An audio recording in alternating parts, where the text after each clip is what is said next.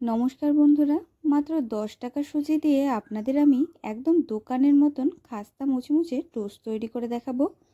Toast तैरी एतटा सहज आपनारा जदि जानते पारेन आर कखनो बाजार थेके आपनारा टोस्ट किने आनबेन ना। तबे चलुन टोस्ट तैरिर एई सहज रेसिपिटा आपनादेर साथे शेयार करी। टोस्ट तैरिर जोन्नो एखाने आमी एकटा पात्र निये नियेछि, तार मध्ये आमी दिये दिচ্ছি 2 কাপ परिमाणे सूजी। আমি এখানে 1 বাটি পরিমাণ সুজি নিয়ে নিয়েছি। আমি সেই 1 বাটি পরিমাণ সুজিকে কাপ মেপে দিয়ে দিচ্ছি। আর সেই 1 কাপেরই পরিমাণ মতন আমি দিয়ে দিচ্ছি টক দই। এখন টক দইয়ের সাথে সুজিটাকে আমি খুব ভালোভাবে চামচের সাহায্যে মিশিয়ে নেব। বন্ধুরা, আপনারা যদি আমার চ্যানেলে আজকে নতুন ভিডিও দেখতে এসে থাকেন তাহলে অবশ্যই কিন্তু চ্যানেলটিকে সাবস্ক্রাইব করে বেল আইকন দাবিয়ে রাখবেন, যাতে আমি যখনই ভিডিও ছাড়ি আপনারা তার নোটিফিকেশনটা একদম সাথে সাথে পেয়ে যান। এখন আমি দিয়ে দিচ্ছি গুঁড়ো দুধ। আমি এখানে 1 বাটি পরিমাণ গুঁড়ো দুধ দিয়ে দিয়েছি, তার সাথে দিয়ে দিয়েছি স্বাদ অনুযায়ী লবণ। বন্ধুরা, এই গুঁড়ো দুধটা আমি বাড়িতেই তৈরি করেছি। আপনাদের সাথে আমি এই রেসিপিটা আগে শেয়ার করেছিলাম। আপনারা যদি এই ভিডিওটা দেখতে চান তাহলে আমি আই বাটনে লিংক দিয়ে দেব, আপনারা চাইলে দেখতে পারেন। এখন গুঁড়ো দুধ আর লবণ দেওয়ার পরে অল্প সামান্য পরিমাণে গরুর দুধ দিয়ে ভালোভাবে আমি মিশিয়ে নেব। অল্প অল্প করে দুধ দিয়ে ভালোভাবে আমাদের মিশিয়ে নিতে হবে। কোনো রকম যেন দানাভাব না থাকে সেইভাবে ভালোভাবে আমাদের চামচের সাহায্যে মিশিয়ে নিতে হবে। দেখুন বন্ধুরা, আমি চামচের সাহায্যে খুব ভালোভাবে মিশিয়ে নিয়েছি, কোনো রকম কিন্তু দানাভাব নেই। এখন আমি দিয়ে দেব 1 চামচ পরিমাণে কালো জিরে।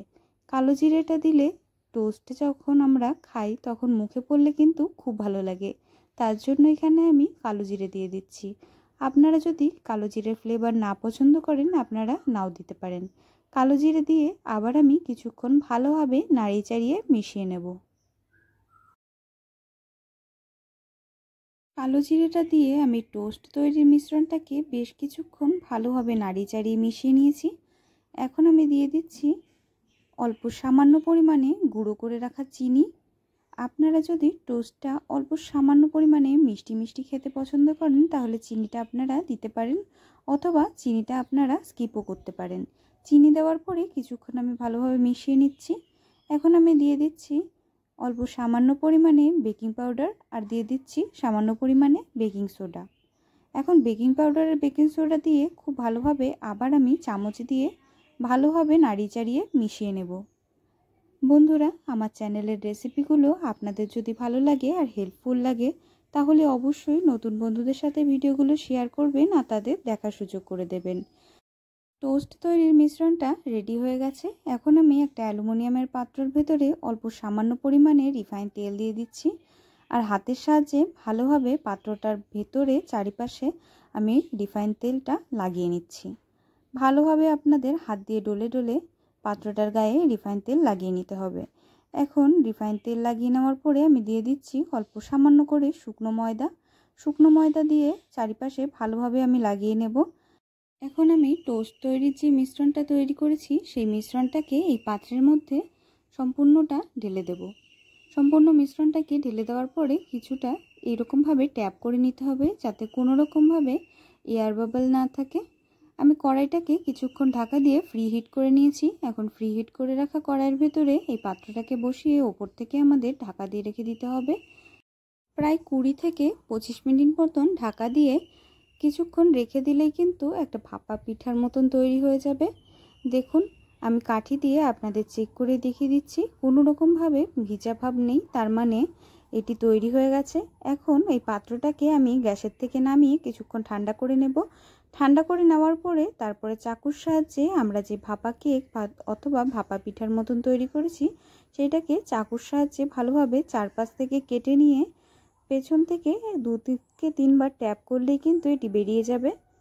চারপাশ থেকে আমি সুন্দরভাবে কেটে নিয়েছি। এখন উল্টো করে দিয়ে 2 বার ট্যাপ করলেই দেখুন কত সুন্দরভাবে বেরিয়ে গেছে। এখন এই ভাপা যে কেকটা তৈরি হয়েছে এটাকে আমরা ছোট ছোট টুকরো করে একদম টোস্টের আকারে কেটে নেব।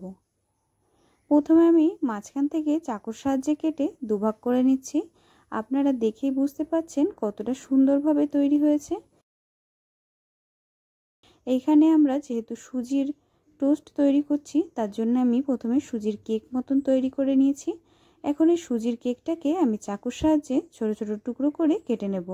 একদম টোস্ট যেরকম থাকে সেই রকমভাবে আমি চাকুর সাহায্যে ছোট ছোট টুকরো করে কেটে নিচ্ছি। সম্পূর্ণ সুজির কেকটার থেকে আমি লম্বা লম্বা করে আর পাতলা পাতলা করে টুকরো করে কেটে নিয়েছি। দেখুন, ঠিক টোস্ট যেরকম দেখতে হয় সেই রকমভাবে আমি কিন্তু সম্পূর্ণ সুজির কেকটাকে কেটে নিয়েছি। এখন কেটে নেওয়া এই টুকরোগুলোকে আমি একটা থালার মধ্যে তুলে নিচ্ছি। আমি সমস্ত টুকরোগুলোকে একটা থালার উপরে তুলে নেব।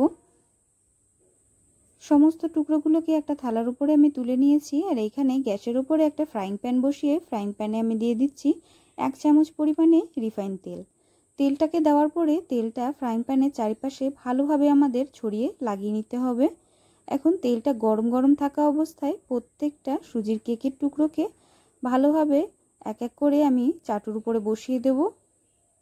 ফ্রাইং প্যান অথবা চাটুর উপরে প্রত্যেকটা সুজির কেকের টুকরোকে ভালোভাবে বসিয়ে আমাদের এপিট ওপিট করে লাল লাল করে সেঁকে নিতে হবে। বন্ধুরা, এই রকমভাবে আপনারা অবশ্যই বাড়িতে টোস্ট তৈরি করে খেয়ে দেখবেন, একদম ঠিক দোকানের টোস্টের মতন হয়। গরম গরম চায়ের সাথে তো খেতে অসাধারণ লাগে। এখন কিছুক্ষণ ঢাকা দিয়ে আমি এক পিঠ হালকা ভাজা হওয়ার অপেক্ষা করব। দেখুন, এক পিঠ ভালোভাবে সেঁকা হয়ে গেছে।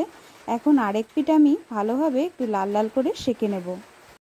একই রকমভাবে আমি সমস্ত টোস্টগুলোকে এপাশ ওপাশ করে অল্প অল্প করে তেল দিয়ে সুন্দরভাবে লাল লাল করে সেঁকে নেব। কিছুক্ষণের জন্য ঢাকা দিয়েও রেখে দেব যাতে ভালোভাবে সুন্দর করে সেঁকা হয়ে যায়। দেখুন বন্ধুরা, আমি এপাশ ওপাশ করে অল্প অল্প করে তেল দিয়ে দিয়ে সেঁকে নিয়েছি। কতটা সুন্দর হয়েছে একদম আপনারা দেখতেই পাচ্ছেন। এই রকমভাবে খুব সহজে বাড়িতে টোস্ট তৈরি করে আপনারা দীর্ঘদিন সংরক্ষণ করে রেখেও খেতে পারেন। গরম গরম চায়ের সাথে এই রকম ঘরে তৈরি টোস্ট হলে কিন্তু আর কোনো কিছুরই দরকার হবে না। আপনারা একবার অবশ্যই এই রেসিপিটা বাড়িতে বানিয়ে ট্রাই করবেন। আমার রেসিপি ভালো লাগলে চ্যানেলটিকে অবশ্যই সাবস্ক্রাইব করে বেল আইকন দাবিয়ে রাখবেন এমনই রেসিপি আরও দেখার জন্য। আপনারা সবাই খুব ভালো থাকবেন, সুস্থ থাকবেন। দেখা হবে পরের ভিডিওতে নতুন রেসিপি নিয়ে। টোস্ট তৈরির এই রেসিপিটা প্রথম থেকে শেষ পর্যন্ত দেখার জন্য আপনাদের অনেক অনেক ধন্যবাদ।